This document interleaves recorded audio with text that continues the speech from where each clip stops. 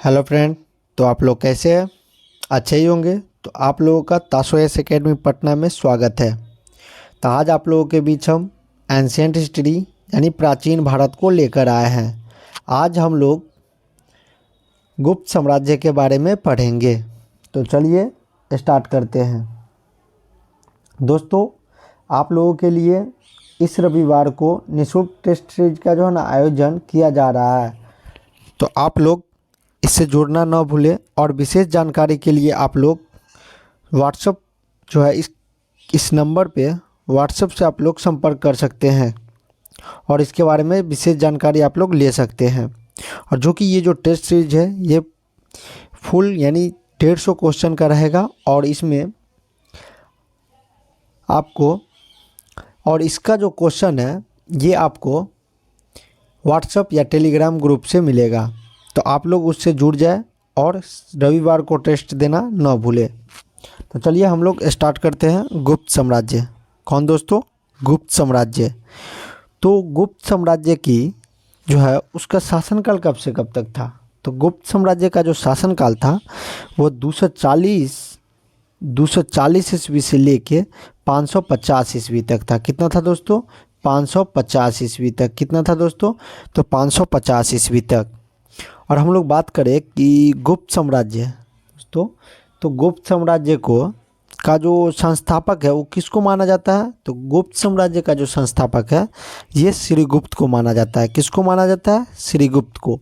तो आप लोग इसे याद रखें दोस्तों। एक बात और कि बीपीएससी जो गुप्त साम्राज्य में है, जिसमें बीपीएससी में जो एक पूछा गया प्रश्न था कि प्राचीन भारत का नेपोलियन किसे कहा जाता है? तो दोस्तों, प्राचीन भारत का नेपोलियन किसे कहा जाता है? तो आप लोग याद रखें कि ये जो है 56 से 59 बीपीएससी में पूछा गया था।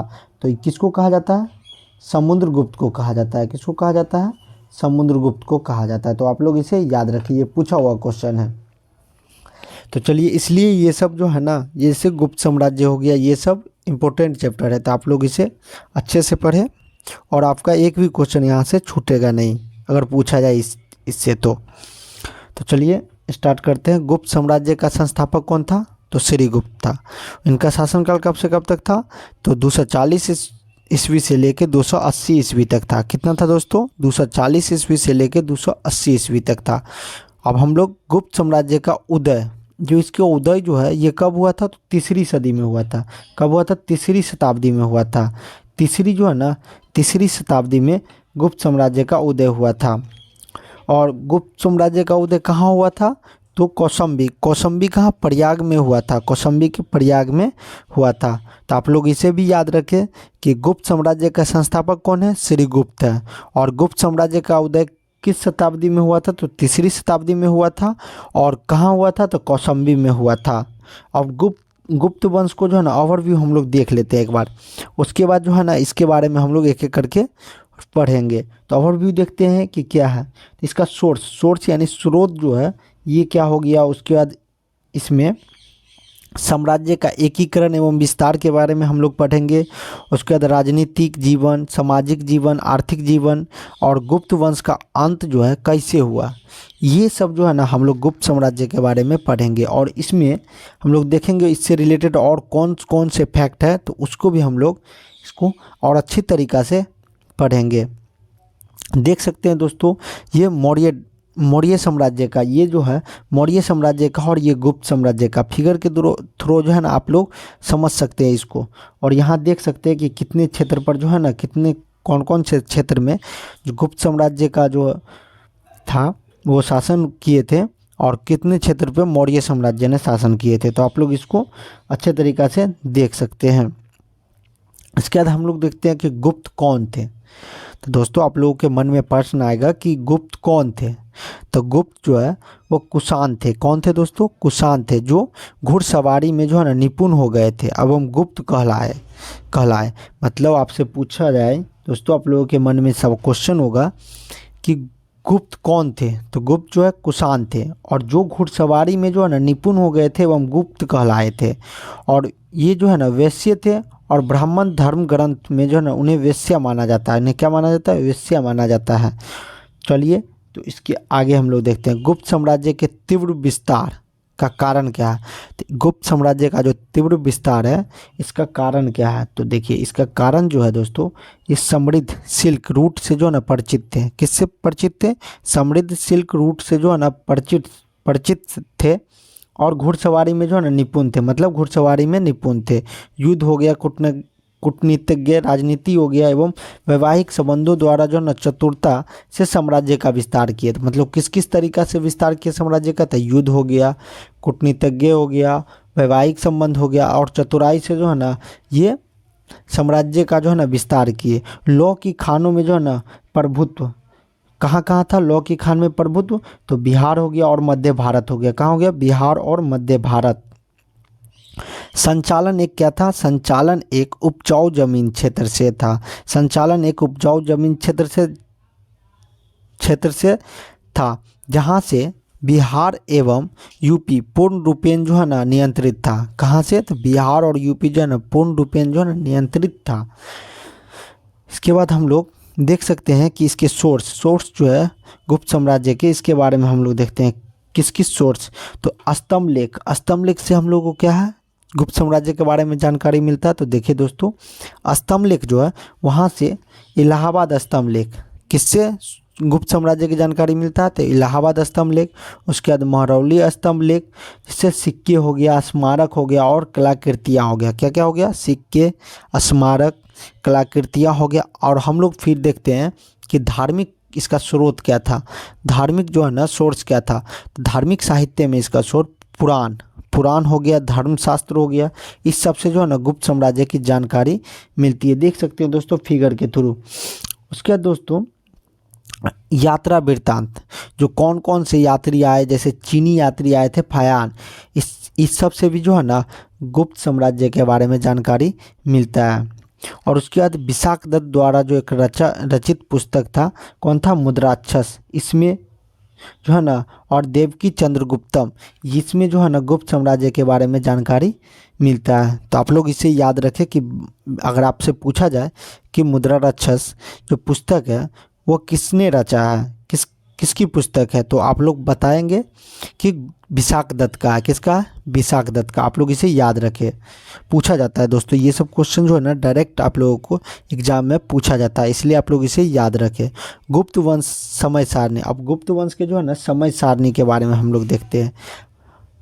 गुप्त वंश जो है दोस्तों ये 200 ईस्वी से लेके, मतलब उसमें देख सकते हैं दोस्तों ये जो है 200 से 300 के बीच में देखते हैं। तो श्रीगुप्त ने कब अति किए थे? संस्थापक थे। गुप्त वंश का संस्थापक कौन है? श्रीगुप्त है। इन्होंने शासनकाल कब से कब तक था? तो 240 से लेकर 280 ईस्वी तक था। कितना था? 240 से 280।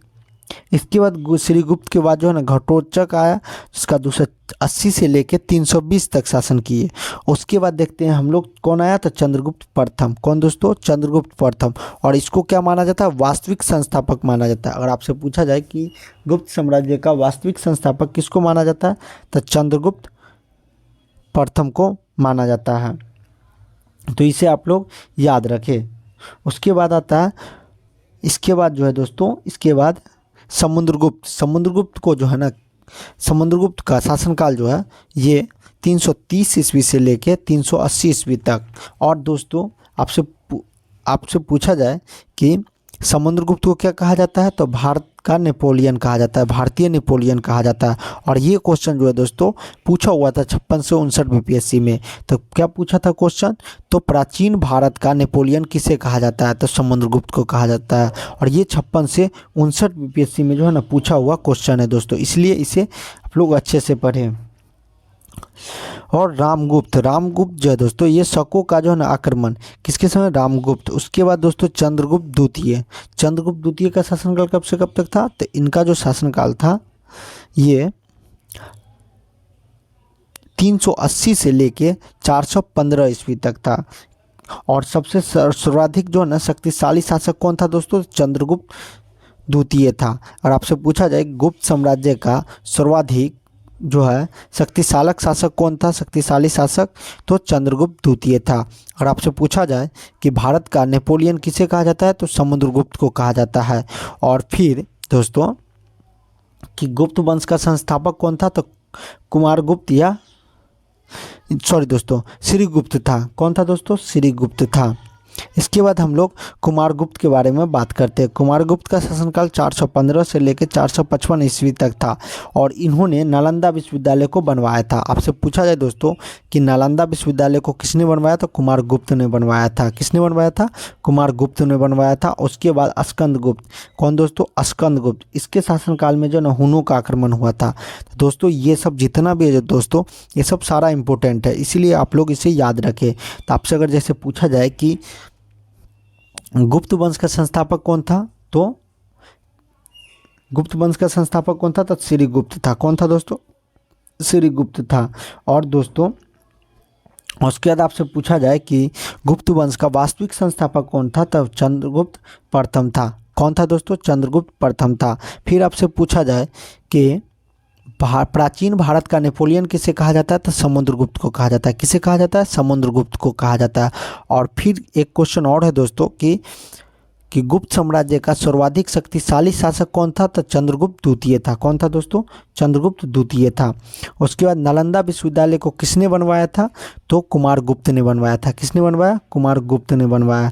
उसके बाद किसके शासनकाल में हुनों का आक्रमण हुआ था? स्कंदगुप्त के शासनकाल में हुनों का आक्रमण हुआ था। तो आप लोग इसे याद रखें और ये सब क्वेश्चन डायरेक्ट आप लोगों को एग्जाम में पूछा जाएगा दोस्तों। तो चलिए दोस्तों, आज के लिए इतना ही। अगर आप लोग चैनल पे नए हैं तो चैनल को सब्सक्राइब कर दें और बेल आइकन को दबा दें ताकि अगले वीडियो का नोटिफिकेशन आप तक पहुंच पाए। तो चलिए दोस्तों, जय हिंद।